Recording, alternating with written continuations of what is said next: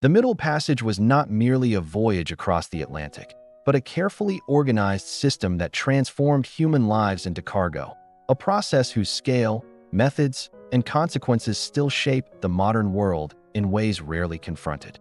This journey was the central leg of the triangular trade, a vast economic engine that connected Europe, Africa, and the Americas.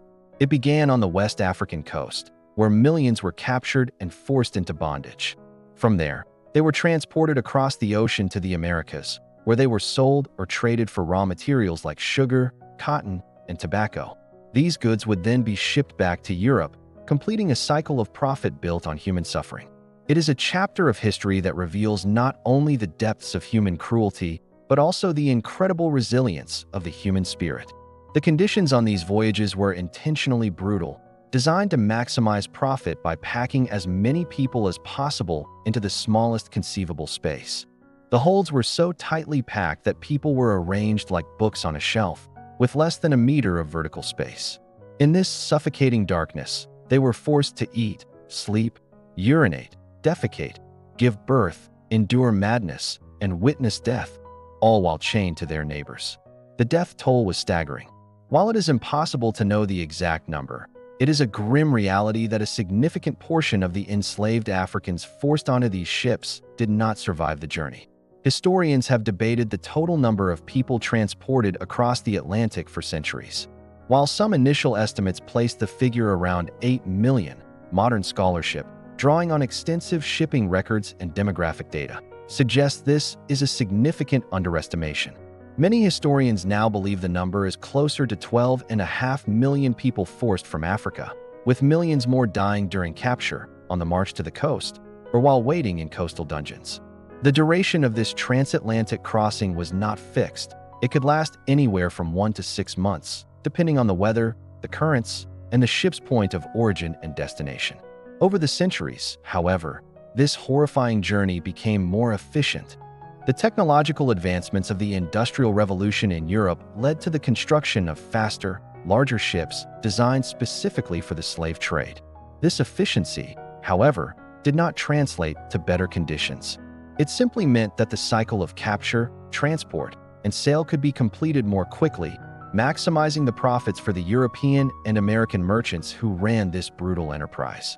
First-hand accounts from survivors, though rare, provide a chilling glimpse into the reality of the slave ship.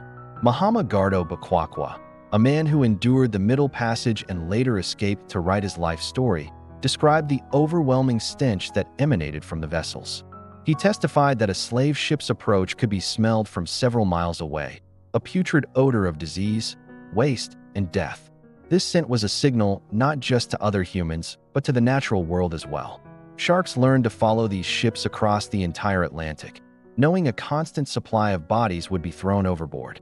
The diet on board was monotonous and barely sufficient to sustain life. Portuguese ships often served manioc meal, English vessels provided maize and beans, and Dutch ships offered barley and dried peas. The food was not only of poor quality, but was often spoiled and infested. The combination of spoiled food, the sweltering heat and stench of the hold, and the profound psychological trauma of losing one's family, freedom, and entire world created a pervasive sense of despair. Many captives lost all will to eat, a form of resistance in a situation where they had no other control.